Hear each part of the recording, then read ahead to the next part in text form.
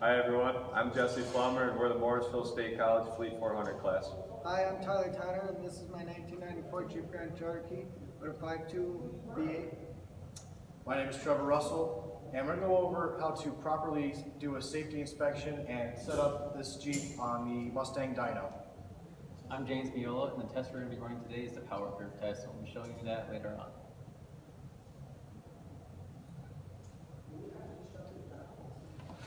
Alright, so we're going to check all the fluids, especially the washer fluid.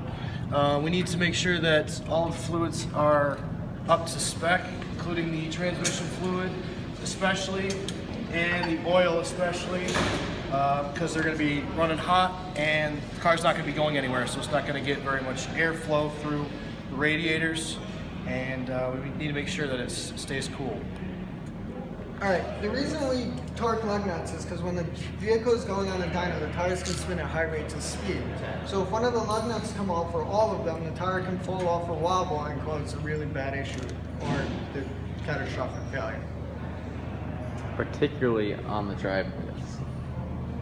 Alright, so you want to make sure that the tire pressures in your tires are all set to the manufacturer's spec. And if you come and look here at the door, you'll usually be able to find some sort of tag that tells you what the tire pressure should be.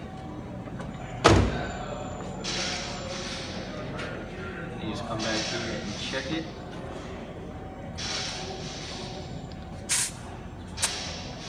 And we're good.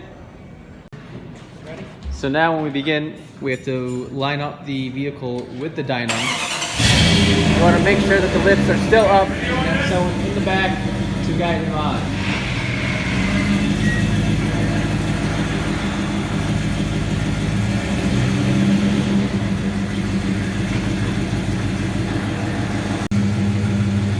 Once the vehicle is back onto the dyno, you come over to the computer and you open up PowerDyne, which is already open on this one.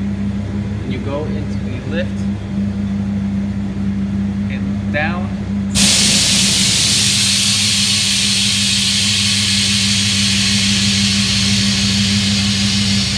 The lift will lower.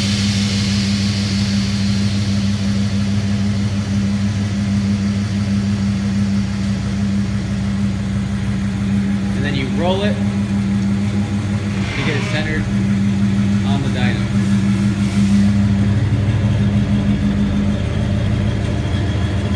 Then once it's centered, bring it to a stop. You can shut it off. And then we can strap it down. So the wheel chocks style like this, you just want to make sure the wheel's not going anywhere. So strapping the rear of this vehicle back, you're going to take one of these, you're going to go around the rear axle on either side of the pumpkin and watch out for brake lines so you don't crush them. And then from this, you're going to strap the ratchet to this and then to the hook in the ground to make sure it's secure. So after you've got these around the axle, just go ahead and clamp those on. And then strap them to the diagonal chains on the floor.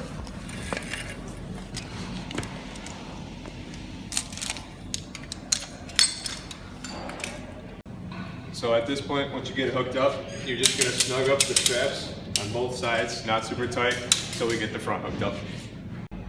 Okay, so on the front you're going to do the same thing as the back axle. You're going to wrap this around the axle and then clip it down to the floor mount with a ratchet.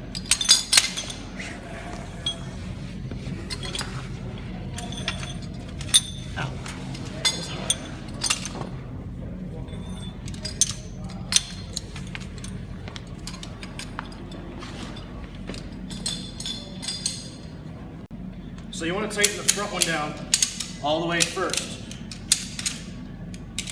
That's pretty tight. We're going to leave that. Wrap it around here. And then we're going to go to the back and do the same.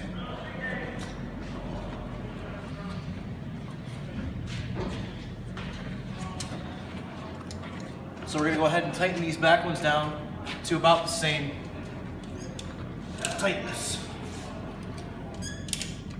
That one's pretty tight already. Let's go over here.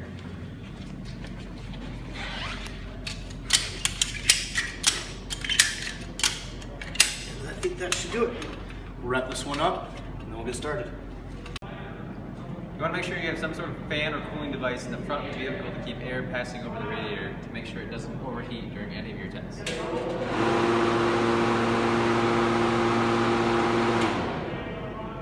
Next, we're going to hook up the exhaust fan so fumes don't fill the room.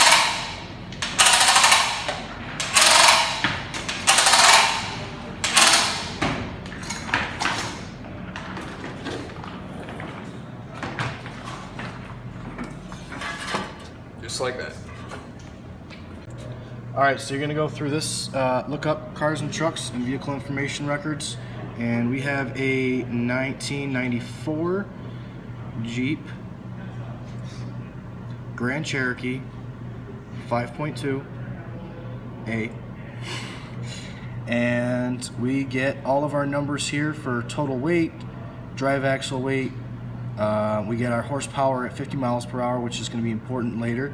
So it's 21.1 horsepower at 50 and 43.75 for total weight.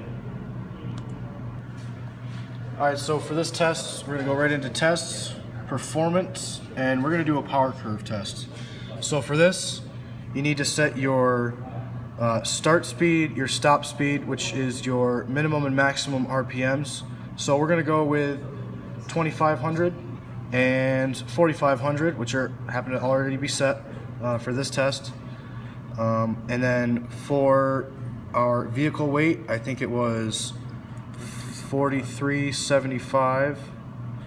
So we're going to go ahead and enter that. And plus him in it. So about Plus 45. him in it. So we're going to go right ahead and go call it 4,500. And then our power at 50, we looked up in our lookup table, was 21.1. So we need to set this, and then we can go ahead and make sure that our RPM reading is set up, and we're all set to go ahead and start the test at this point. Okay, so for the power curve test, Tyler's got to get his Jeep to a 1-to-1 gear ratio, which is third gear in this vehicle. He's going to accelerate until he feels third gear, and once he does, he's going to step on the gas more, but not too hard because we don't want the Jeep to shift down into second gear. He's going to keep accelerating in third gear until he hits his top of his power curve RPM, which is 4,700 in this test.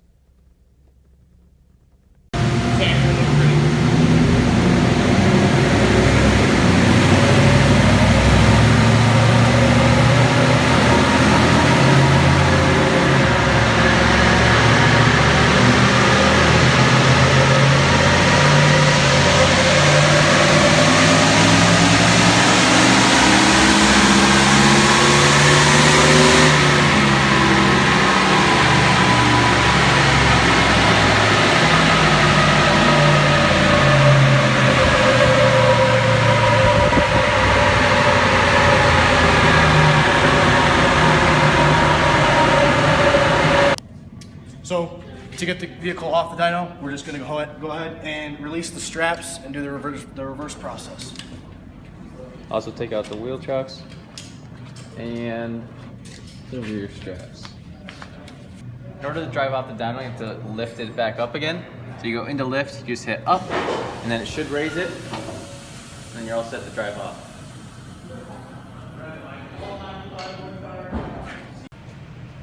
So that's our video on how to run the dyno. I hope it helped you.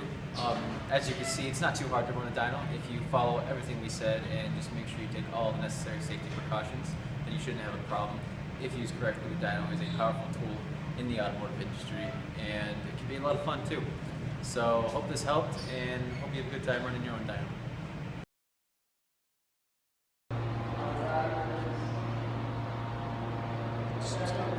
Ricky Bobby, man!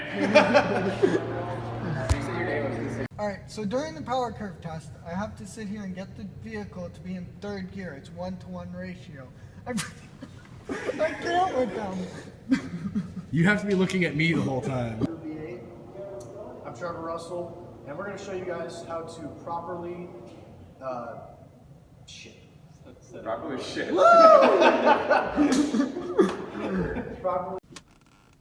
Okay, so for the power curve test, Tyler's got to get his Jeep to a 1-to-1 gear ratio, which is third gear in this vehicle. He's got